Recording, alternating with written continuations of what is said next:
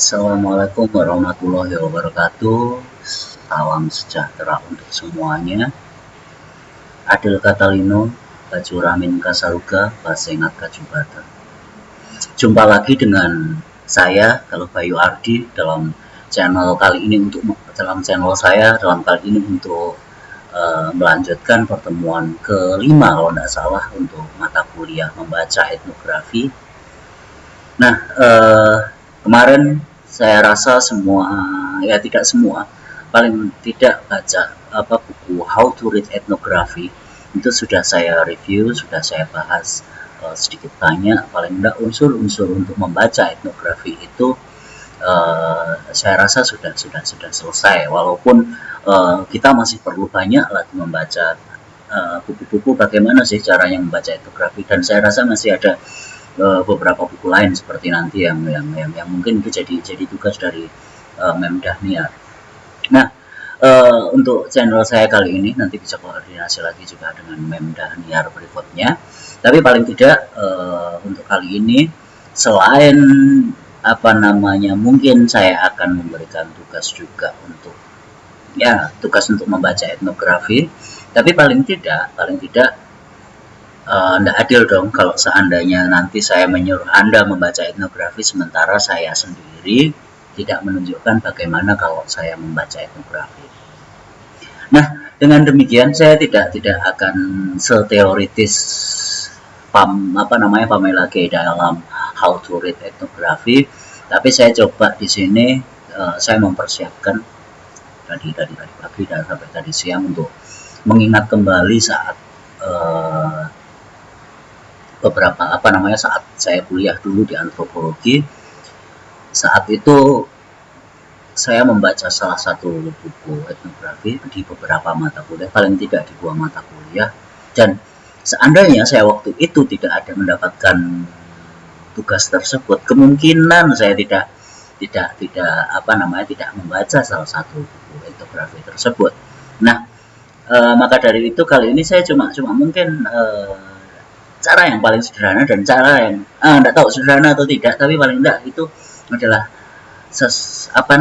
sebuah proses.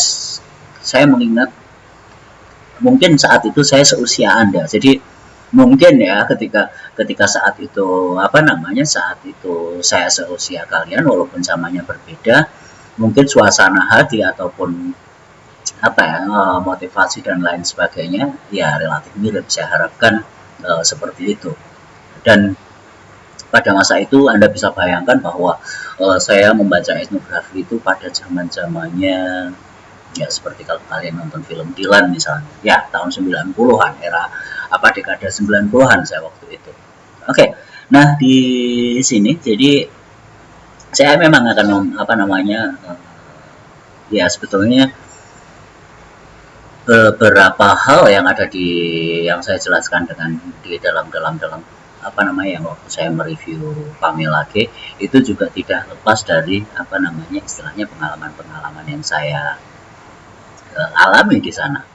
Oke, pengalaman di mana bahwa pengalaman itu bisa secara langsung sesuatu hal yang menimpa kita, bisa pengalaman yang saya adopsi ketika dosen saya waktu itu menceritakan dan saya membayangkan dan saya mengalami proses kuliah, proses ya sedikit diskusi, tanya dan lain sebagainya. Itu adalah menurut saya anggap sebuah pengalaman juga, walaupun itu juga pengalaman tidak langsung. Dan satu hal lagi yang ketika kita memang tidak bisa memungkinkan pergi keluar sana, atau misalnya kita pengen tahu kondisi di negara-negara yang jauh di Eropa, Amerika kan, kalau memang tidak beruntung sulit sekali kan kita mendapatkan pengalaman seperti itu. Nah, itu kalau saya akan bisa saya gantikan dengan membaca buku. Nah, dengan membaca buku kadang kita membutuhkan imajinasi. Dengan membaca buku dan kita membutuhkan imajinasi itu kita bisa perbandingkan misalnya dengan konteks film zaman dulu ya, paling tidak itu untuk membantu kita mengenal konteks atau suasana atau apapun, walaupun itu artifisial atau sesuatu yang memang didramatisir. Tapi untuk mendramatisir sesuatu, sang pembuat film, sang penulis novel itu juga saya rasa juga tidak sembarangan untuk membuat setting-setting yang memang itu bisa terangkat. Dan sehingga karena proses kemampuan mereka, entah itu penulis novel, pembuat film, dan lain sebagainya, itu kenapa mereka bisa bestseller, karena keahliannya seperti itu. Oke, mungkin saya agak sedikit jauh juga ya. Kalau Anda tahu yang namanya pernah dengar istilah Kopingho, itu film silat cerita dari negeri Tiongkok sana, tapi yang nulis adalah penulis Indonesia. Dia orang Jawa dan dia bergaul, dia membaca dan mengetahui banyak istilah-istilah sehingga dia bisa menuangkan itu dalam sebuah cerita silat yang sangat-sangat panjang dengan istilah-istilah, dan segala hal yang ada di sana itu bisa tergambarkan melalui tulisan-tulisannya. Lalu kemudian lagi ada juga yang seorang Jerman yang tidak pernah ke Amerika, dia bisa menuliskan sesuatu yang ada yang dari Jerman, dari Italia, itu ada 2 orang. Dia bisa menggambarkan kondisi Amerika Serikat atau kondisi Wild West atau cerita-cerita zaman koboi abad 18, awal abad 19 dengan konteks setting, lalu kemudian latar belakang cerita dan kasus-kasus yang sangat-sangat luar biasa. Dan orang itu tidak pernah ke Amerika sama sekali. Dia adalah Karl May. Nah, mungkin saya tidak tahu Anda mengalami atau tidak, karena saya awalnya juga membaca 1-2 novel, tapi yang panjangnya untuk Karl May itu, karya Karl May itu saya baca di ada di sebuah komik 2 warna ya. Itu saya pinjam juga dari kawan saya yang hobi membeli buku. Nah, ternyata kita bisa mempunyai pengalaman, kita bisa menuliskan sesuatu yang memang kita tidak alami secara langsung. Jadi dari kita menonton film, dan kita membaca, dan Karma dan juga Kopingho itu sebelumnya juga membaca atau mempunyai kemampuan tertentu untuk membaca sehingga tahu benar lokasi atau tahu benar seperti apa setting dan lokasinya hanya dengan membaca. Seperti juga antropolog atau etnolog zaman dulu itu, sebelum mereka bersama pemerintah kolonial menuju daerah koloni-koloni atau Hindia mereka sebelumnya sudah membaca banyak istilahnya etnografi yang mereka kumpulkan oleh para jadi mereka sudah punya referensi duluan sebelum melihat realitasnya gimana, dan mereka berkesempatan untuk ke negara-negara koloni mereka. Nah, artinya di sini sebetulnya kita bisa belajar etnografi. Sebetulnya ya memang yang paling baik kita adalah langsung ke lapangan. Tapi ketika kita mempelajari etnografi, ingin mempelajari etnografi atau memiliki pengalaman yang sangat-sangat hampir tidak mungkin ketika kita kurang beruntung, ya melalui buku dan apapun itu kita bisa seakan-akan mengalami. Kalau kita bisa larut dalam buku tersebut, ya walaupun itu imajinasi kita terbentuk, kita mengenal konteks, kita bahkan bisa menggunakan rasa di sana, seakan-akan kita berada di tempat tersebut. Oke, ini ada pertanyaan. Ini materi untuk minggu depan ya, bukan saat ini. Saya ingin secara interaktif, yang jelas saya ingin membacakan atau menceritakan pengalaman saya membaca bukunya Clifford Geertz yang memang sejak kemarin saya ambil akhirnya Clifford Geertz. Kemudian kebetulan saya menemukan buku digitalnya yang berbahasa Indonesia, Priai Santri dan Abangan, The Religion of Java. sama agama dan kebudayaan, yang terjemahan juga dari tafsir kebudayaan bagian ketiga. Interpretation of Culture ya, jadi tafsir kebudayaan itu sebetulnya satu buku, tapi dalam edisi bahasa Indonesia itu dipecah menjadi 3, tafsir kebudayaan, kemudian politik dan kebudayaan, dan yang terakhir, bagian terakhir itu adalah kebudayaan dan agama.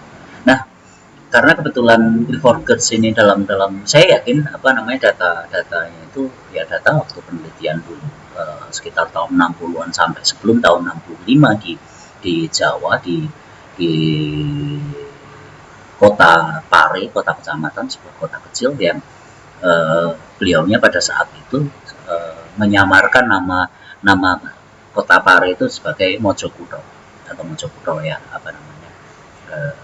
karena memang untuk etika tertentu khusus karya etnografi ini sering harus disamarkan, karena di sini banyak kondisi-kondisi deskripsi politis yang mungkin tidak etis untuk ketika itu.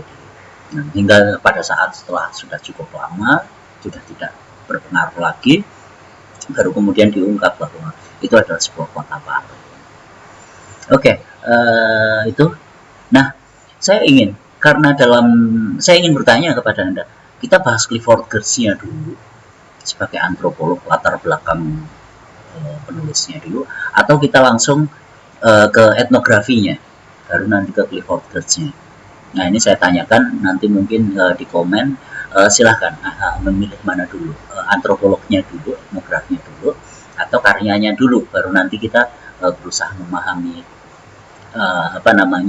penulisnya. Mengapa demikian? Karena kemarin saya masih ingat beberapa yang ada di Palomake, ada faktor-faktor, ada aspek-aspek yang apa saja sih ketika kita membaca etnografi.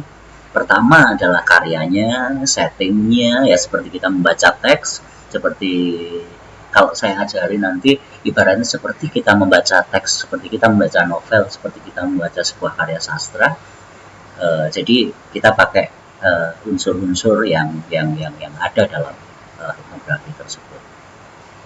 Saya kemarin sudah aspek-aspeknya apa saja, seperti latar belakang politik atau kondisi yang ada di setting sosial budaya yang dituliskan, dan pada saat antropolog itu ada di lapangan, kondisi penulisan, dan kenapa saya akhirnya pilih Clifford Geertz ini. Dan di sini kebetulan data yang ada kebetulan Religion of Java yang judulnya Priai Santri dan Abangan, dan kemudian yang satu lagi yang buku, karena saya punya buku fisiknya ini kebudayaan dan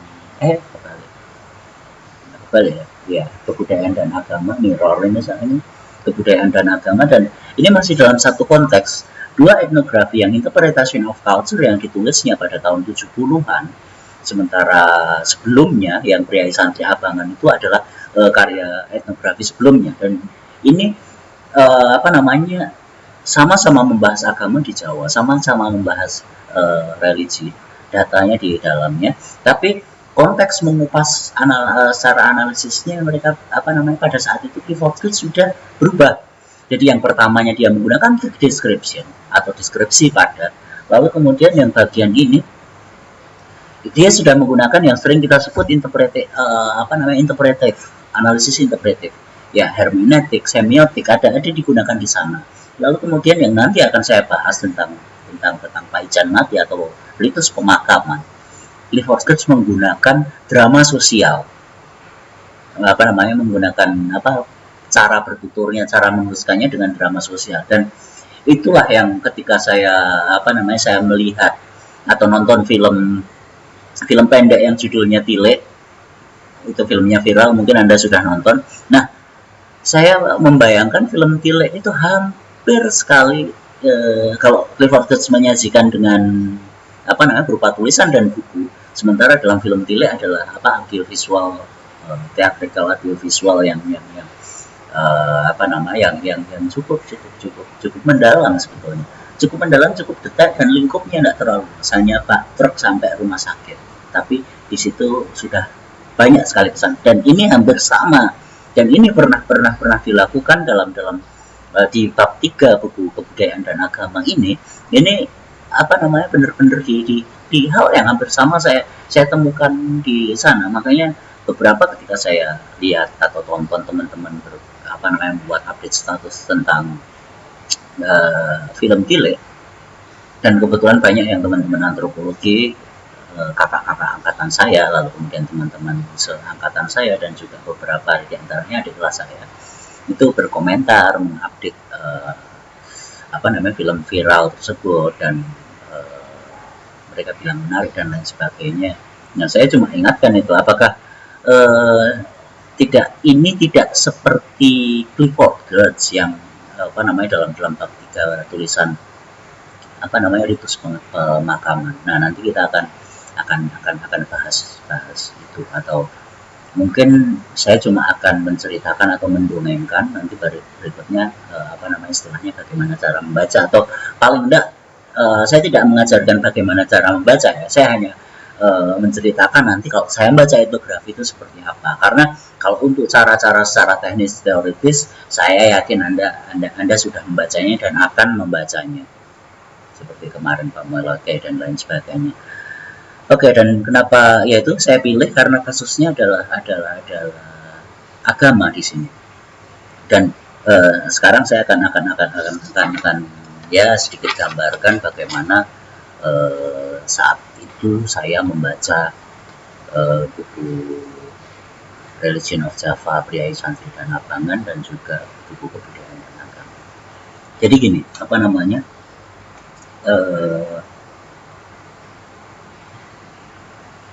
saat itu sebetulnya saya juga baca secara komplit juga sebetulnya belum lama setelah saya ngajar di antropologi. Itu pun juga tidak komplit sekali, tidak mendetail sekali. Tapi yang saya baca adalah dulu saya baca secara melompat-lompat, dan apa ya?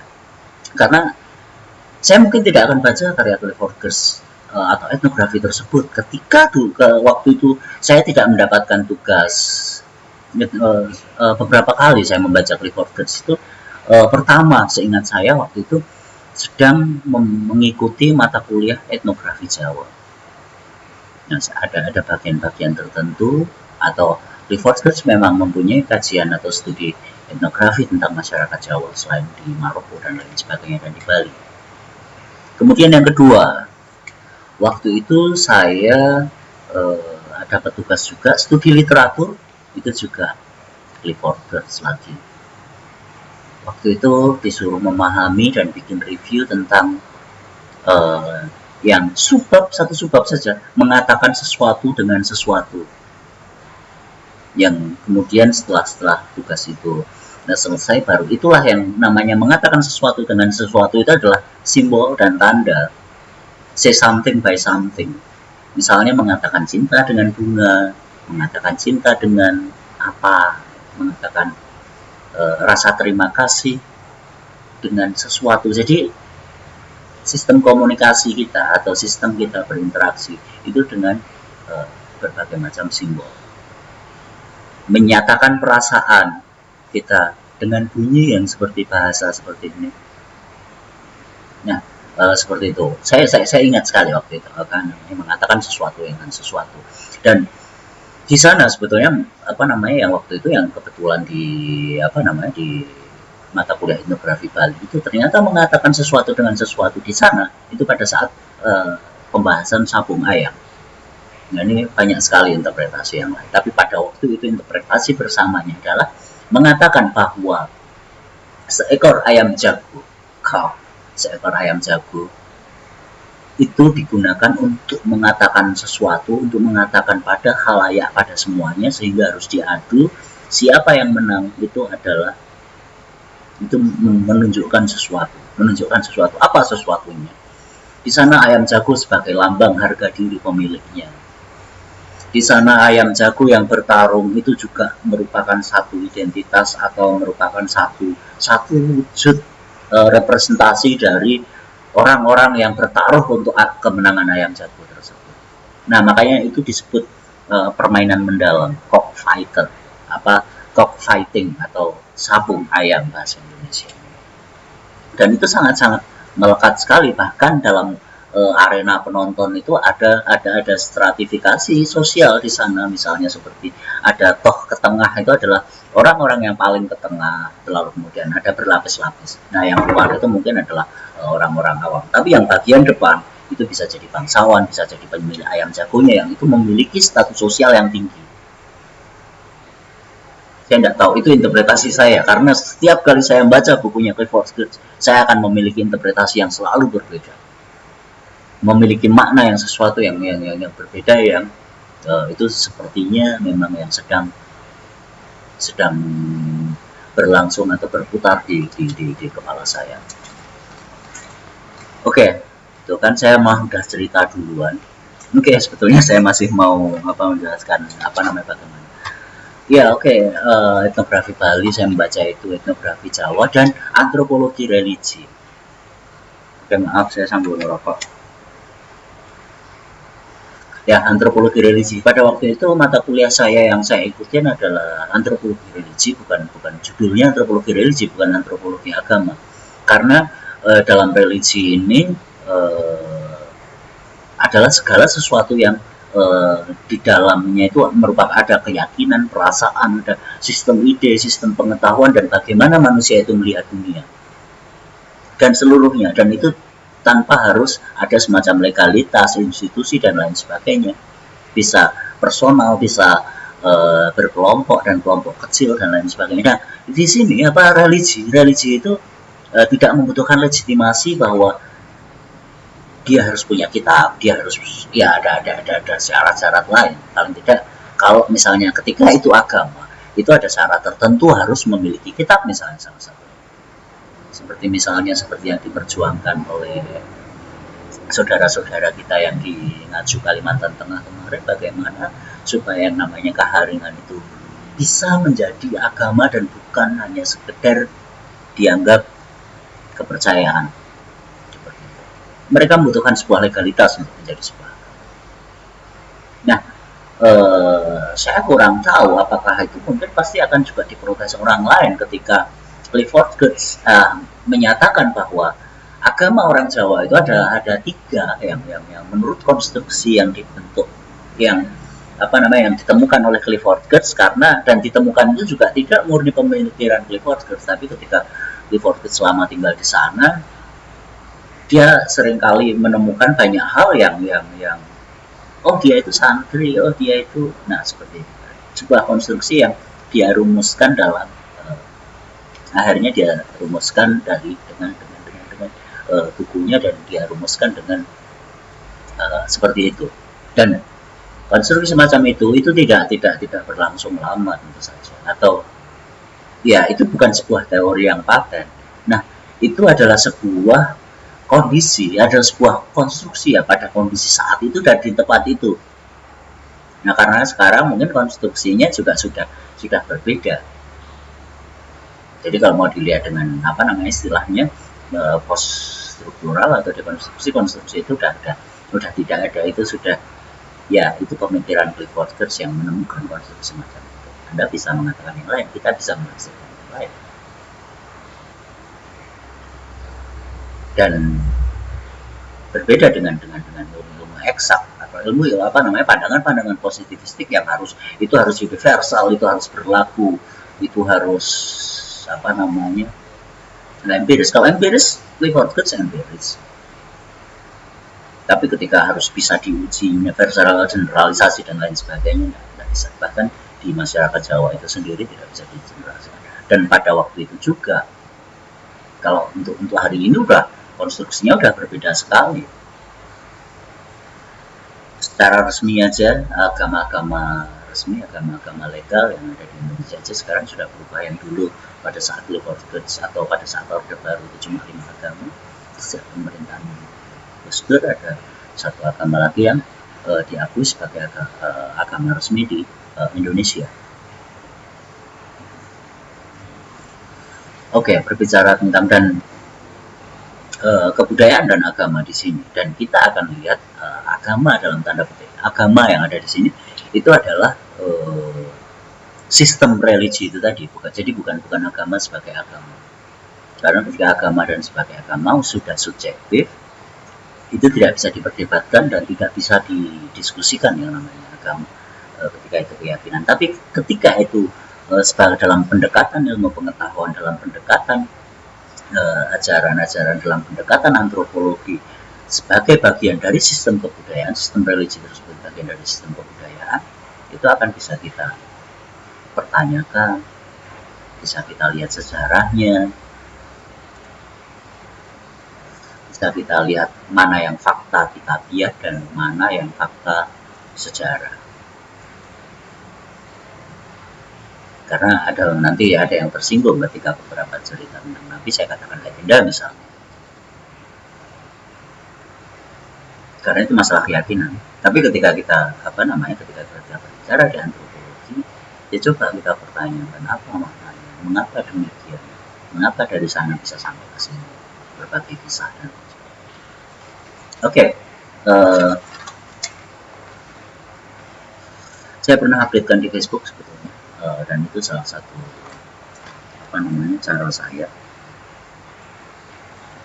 Karena kebetulan saya waktu itu kuliah di antropologi, akhirnya agak niat karena begitu tahun ke-4 tahun ke-5 saya mulai bisa tertarik dengan atau misalnya saya mau tenggelam dalam tempat saya kuliah karena saya saya sekolah antropologi atau belajar antropologi di saat itu udah sekitar tahun kedua tahun ketiga, jadi udah galak di. Nah, mau tidak mau karena itu juga dibicarakan, dibahas, ternyata menarik juga sih etnografi ketika membaca, dan di sana pada langkah awal mungkin yang paling enak ketika kita mengapresiasi atau kita turut menghayati. Jadi ketika membaca buku tersebut itu ya, walaupun kita berimajinasi, berangan-angan dan lain sebagainya, coba turut hanyut dalam karena saya yakin penghayatan itu juga Anda lakukan. Mungkin teman-teman penggemar film Korea juga dalam menghayati sebuah drakor atau apapun, jangan-jangan masih ada yang film India juga itu sampai ikut nangis juga. Nah, itu yang saya katakan bahwa sebuah apresiasi atau sebuah penghayatan itu ya paling tidak sampai ikut merasakan seperti itu dalam kita membaca novel, dalam kita membaca. Dan ini juga saya gunakan untuk membaca etnografi, atau ketika kita baca cerita-cerita petualangan, kita seakan-akan ikut menghayati. Dan itu mau tidak mau kita tidak masalah nanti akan hafal atau tidak, tapi paling tidak tahu kenapa itu karena kita terkesan, itu ingatan itu dengan sendirinya melekat. Bahkan seakan-akan kita ikut mengalami dan ya bisa menceritakan seperti saya kayak gini, gitu loh. Ya ada sih, ya terserah kalau misalnya mau bilang itu bual dan lain sebagainya. Tapi pada dasarnya ya seperti itu awalnya. Bagaimana mengadopsi sebuah cerita buku, bagaimana mengadopsi film dokumenter itu menjadi salah satu bagian dari pengalaman kita.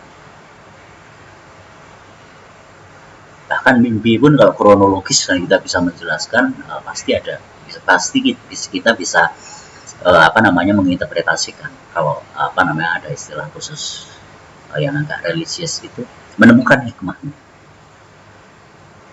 menemukan tafsirnya. Makanya di sini judulnya tafsir kebudayaan, interpretation of culture.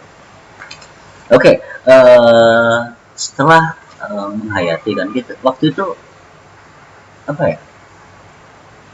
belum membayangkan bagaimana Clifford Geertz-nya, tapi baru menghayati ceritanya ada seorang antropolog, dan ya itu seakan-akan tergantung sudut pandangnya itu, orang kedua, orang ketiga, atau salah satu pelaku budaya itu nanti ada dalam teori sastra, teori karya sastra, teori drama, ada 6 atau 7, tapi belum bisa saya tunjukkan sekarang. Saya pernah update dan saya tidak hafal. Paling tidak ada pelaku penokohan atau tokoh atau aktornya atau pelaku budayanya. Lalu kedua settingnya, setting dalam arti di sini bukan pengaturan ya. Setting di sini adalah background, latar belakang, kondisi politik saat itu, kondisi budaya pada saat itu. Dan dalam masa Clifford Geertz itu penelitian, itu Indonesia sedang carut marut, dan ada ya isu entah benar entah tidak, nanti mari kita bicarakan dan kita cari sumbernya, bahwa Clifford Geertz itu sebetulnya adalah agen dari CIA. Dan itu dalam salah satu buku kebudayaan dan agamanya itu ada beberapa yang sudah mencurigai bahwa Clifford Geertz itu dia kan orang Amerika, dia mata-mata dan lain sebagainya.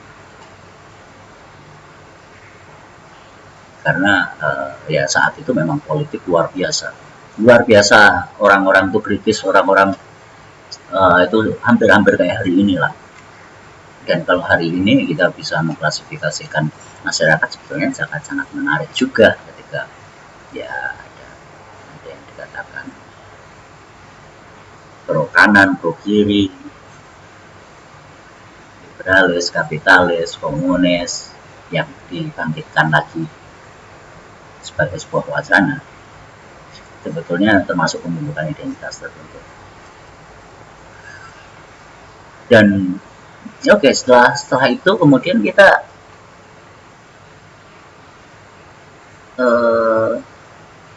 larut. Setelah kita punya pengalaman, kita ya larut, kemudian kita sedikit lebih sadar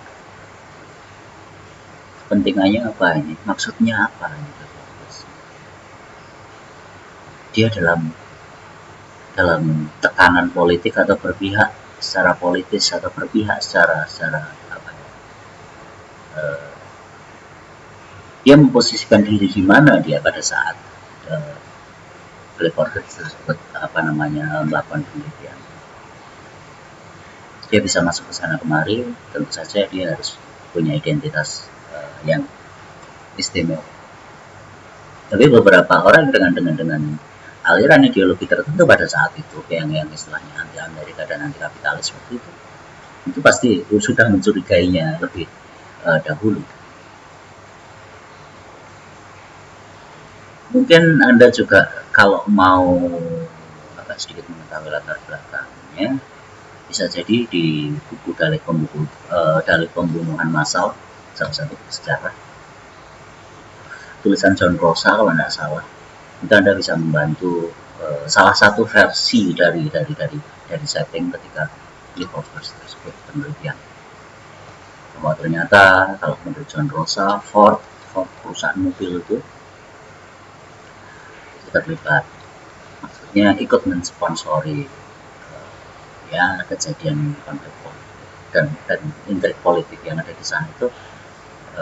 Kalau tidak salah dalam berapa buku, saya belum baca semuanya, saya baru baca sekitar 3, itu ada 7 buku dengan berbagai versi, dengan berbagai asumsi. Jadi ketika kita mau melihat setting politiknya yang ada di Pari atau di Indonesia pada saat sekitar tahun 62 sampai Clifford Geertz tahun 64, dan uniknya Clifford Geertz bisa ditarik pada beberapa saat sebelum terjadi kekacauan. Nah itu kadang-kadang orang juga berasumsi juga wah ini, terutama penggemar teori konspirasi pasti iya benar lah apa dari Clifford Geertz adalah agen CIA dan lain sebagainya. Nah siapa yang membiayai Clifford Geertz, siapa yang merupakan sponsornya, nah itu mungkin juga bisa ditelusuri dari sana ketika kita mau menelisik sampai ke sana.